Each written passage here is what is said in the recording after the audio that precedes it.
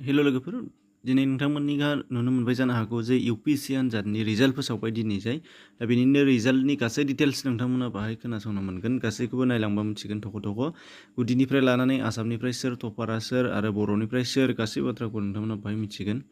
दा अब्ला फैदो बाहाय जोङो गोबाव खालामाजासे मिथिना लादिनि। फार्स्टआवनो जोङो लागोन अल इन्डिया नाम्बार 1 एबा फार्स्ट रेंकआव मोननो हानाया सोर? बे जाहैबाय नोंथांमोनहा नुनो मोननाय जादों श्रुति शर्मा बिथां आरो बिथांनि सोमोन्दै जोङो दा जोबनायहालागै मिथिगोन गासै बाथ्राफोरखौ आरो बिनि सिगां गासै टप 10आव सोर सोर दं बेखौ नोंथांमोननो बाहाय दिन्थिनो लानाय जादों। दा बाहाय टप 10 हिसाबै दङ श्रुति शर्मा फार्स्टआव, बेनिफ्राय अंकिता आगरवाला, बेनिफ्राय गामिनी सिंला, बेनिफ्राय आइश्वरिया भार्मा, बेनिफ्राय 5आव दङ उत्कर्ष द्विवेदी आरो बेनिफ्राय 6आव दङ जक्स चौधरी आरो बेनिफ्राय 7आव दङ समिक एस जैन आरो बेनिफ्राय 8आव दङ इशिता राठी आरो बेनिफ्राय 9आव दङ प्रीतम कुमार आरो 10आव दङ हरक्रित सिंह राधवा।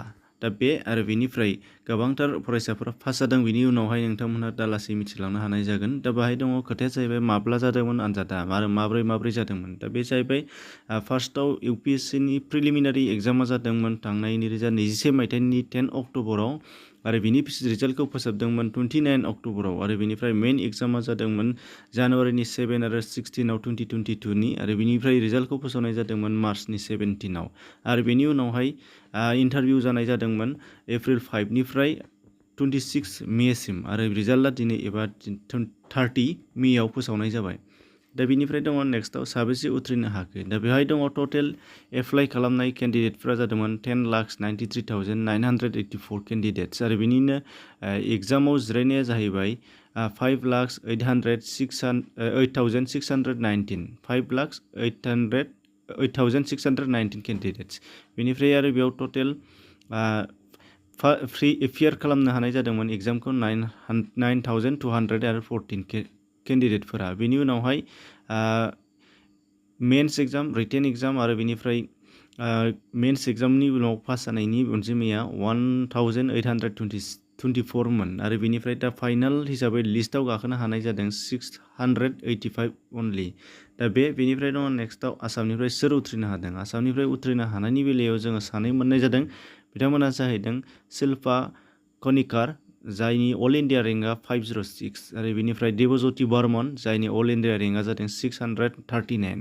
दा बिथांमोन सानैल' आरोला बर'निफ्राय आसामाव होननाय लोगो लोगो सानैल' मोननायखाय बर'निफ्राय बेयाव 0 नोंथांमोना नुनो मोननाय जादों। दा बेनिफ्राय दङ केटेगरि बादियै बबेयाव सोर बेसेबां उथ्रिनो हानाय जादों। दा केटेगरि बादियै इन्डिया हिसाबै जोङो लानो होबा केटेगरिनि सिगां खोथा फैयो। दा बे केटेगरि वाइसै लानाय जादोंबा गासै जेनेरेल केटेगरिनिफ्राय 244 केन्डिडेट्सआ उथ्रिदों आरो बेनिफ्राय EWS एबा इक'नमिकलि उइक सेक्सननिफ्राय 73 केन्डिडेट्सआ उथ्रिदों आरो बेनिफ्राय OBC, बेनिफ्राय आदार बेकवार्ड क्लासेस OBCनिफ्राय 203, बेनिफ्राय दङ शिड्युल कास्टनिफ्राय दङ 105 आरो बेनिफ्राय EWS आरो गुबुन मोनसेनिफ्राय दंबावो 73 दहाय बुंखानाय बायदि आरो बेनिफ्राय लास्ट शिड्युल ट्राइब हिसाबै अनलि 60 केन्डिडेट्सफ्रा बाहाय उथ्रिनो हानाय जादों। दानिया फैदो नेक्स्टआव जोङो श्रुति शर्मा बिथांनि जाय अल इन्डिया रेंकआव फार्स्टआव मोनदों बिनि सोमोन्दै नोंथांमोना मिथिनो लुबैदोंबा मिथिनो हानाय जागोन। दा बिथाङा जाहैबाय उत्तर प्रदेशनि बिजनौरनि थागिबि आरो बिथाङा दा बर्तमान दिल्लीनि रेसिडेन्सियेल होनदों। दा बेनिफ्राय बिथांनि सोमोन्दै नोंथांमोना मिथिनो लुबैदोंबा बिथाङा सासे आर्ट्सनि केन्डिडेटमोन जाय हिस्ट्रि लानानै पास जादों होनदों आरो बिथाङा गावनि कचिं सेन्टारखौ एबा गावनि UPSCनि आनजादनि थाखाय गोबां नाजादों आरो मोनसे कचिं सेन्टाराव बिथाङा माने कचिं लादोंमोन जाय जाहैबाय Jamia Millia Islamia residential coaching academy, जायखौ UGCनिफ्राय प्रभाइड खालामनाय जादोंमोन। दा बेयाव बिथाङा कर्स लानानै गेजेरजोंहाय उथ्रिनो हानाय जादों होनदों आरो बिनि उनावहाय बिथांनि फरायनाया जाहैबाय Delhi university, saint Stephen college आरो बिनि उनावहाय जवाहरलाल नेहरू इउनिभारसिटिनिफ्राय ग्रेजुवेसन खालामनाय होनदों।